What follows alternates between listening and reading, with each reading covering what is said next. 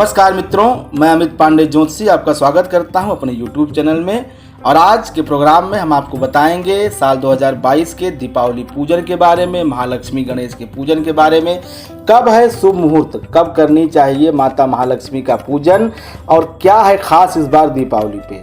कई लोगों के मन में संशय है कि दीपावली 24 अक्टूबर सोमवार को है कि 25 अक्टूबर मंगलवार को है। इस संशय को भी मैं दूर करने का प्रयास करूंगा शास्त्र के प्रमाण के साथ। क्या कहता है हमारा शास्त्र कि अगर ऐसी स्थिति उत्पन्न हो अमावस्या के संबंध में कार्तिक माह के, तो क्या शास्त्र कहता है कब अमावस्या मनानी चाहिए, कब महालक्ष्मी का पूजन करना चाहिए। तो शुरू करते हैं वीडियो।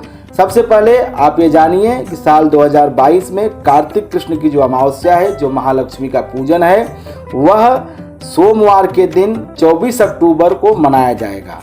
अब बात करते हैं मुहूर्त की। तो सबसे अच्छा जो मुहूर्त है इस साल महालक्ष्मी गणेश का पूजन का, वह है वृषभ लग्न।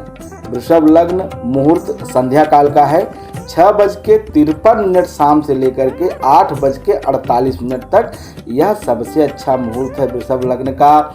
यह प्रदोष काल भी है, संध्या का समय है, स्थिर लग्न भी है। कुल मिलाकर के सर्वोत्तम मुहूर्त 2022 दीपावली पूजन का यही है, 24 अक्टूबर को शाम 6:53 से लेकर 8:04 तक। कुल अवधि 1 घंटा 56 मिनट की है।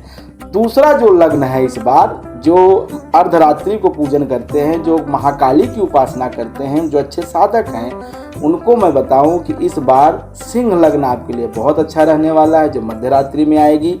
रात में 1:23 से लेकर के 3:41 तक।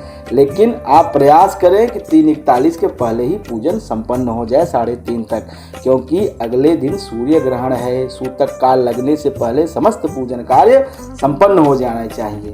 यह कुल अवधि 2 घंटे 17 मिनट की रहने वाली है। अब अमावस्या इस बार भेद क्यों है? क्योंकि अमावस्या जो तिथि इस बार प्रारंभ हो रही है 24 अक्टूबर 2022 को 5:27 शाम से शुरू हो रही है और समाप्त हो रहा है 25 अक्टूबर शाम को 4:18 तक। इसलिए संशय है क्योंकि अमावस्या 24 अक्टूबर को भी है और 25 अक्टूबर को भी है। लेकिन जो शास्त्र कहता है कार्तिक स्यासिते पक्षे लक्ष्मी निदा विमुंचति सच दीपावली प्रोक्ता सर्व कल्याण रूपिणी। मतलब कि अगर सायंकाल और अर्धरात्रि में जब अमावस्या मिले, मतलब जब प्रदोष काल में भी अमावस्या हो और पूरी रात अमावस्या हो, तो उसी समय महालक्ष्मी का पूजन करना चाहिए और वही अमावस्या माननी चाहिए। इस संदर्भ में भविष्य पुराण का एक श्लोक आपको बताता हूँ। भविष्य पुराण कहता है कार्तिक प्रदोषे तु विशेषेण अमावस्या निशा वर्धके तस्याम संपूज्यते देवी भोग मोक्षम प्रदायिनी। यह भविष्य पुराण का मंत्र है।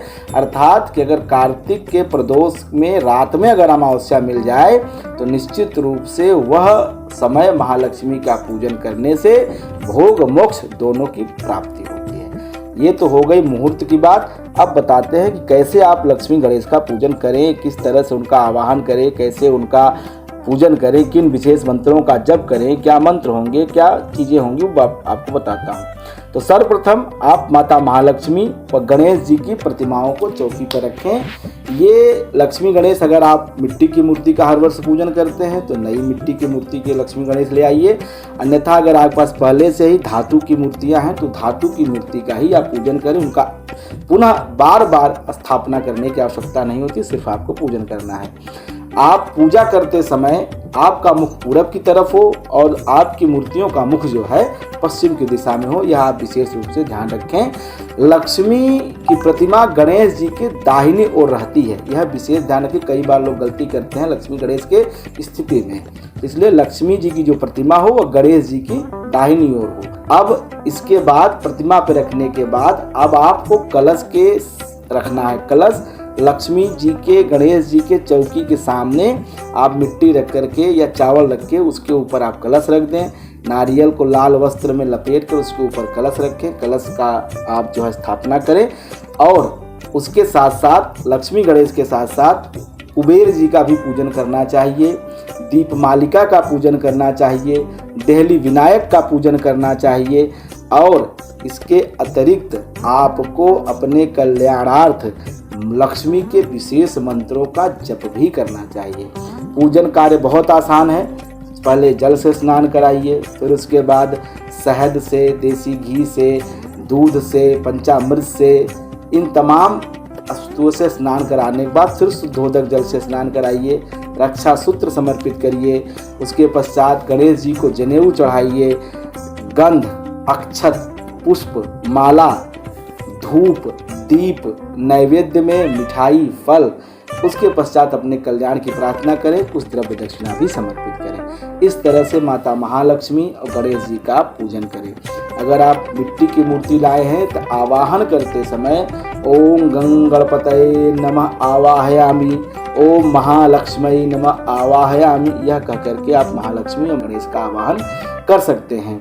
माता महालक्ष्मी को प्रसन्न करने के लिए उनका अति प्रिय जो स्त्रोत है कनक धारा स्त्रोत का पाठ आप कर सकते हैं। कनक धारा आप जानते हैं, अंगम हरे पुलक भूषण मात्रयंतिम भृंगांगनेव मुकुलाम भरणम तमालम अंगीकृताखिल विभूतिर पांगलीला मांगल्य दास्तु मम मंगल देवताया। इसके अतिरिक्त स्त्री सूक्त के 16 मंत्रों का पाठ करने से भी माता महालक्ष्मी कृपा बरसती है। ओम हिरण्यवर्णाम हरिणीं सुवर्ण रत्नसृजां चंद्रां हिरण्यमयीं लक्ष्मीं जातवेदो आभा। यह सूक्त का पाठ करने से माता महालक्ष्मी की कृपा होती है। आपके घर में माता महालक्ष्मी अस्थायी रूप से निवास करती हैं। दरिद्रता का नाश होता है।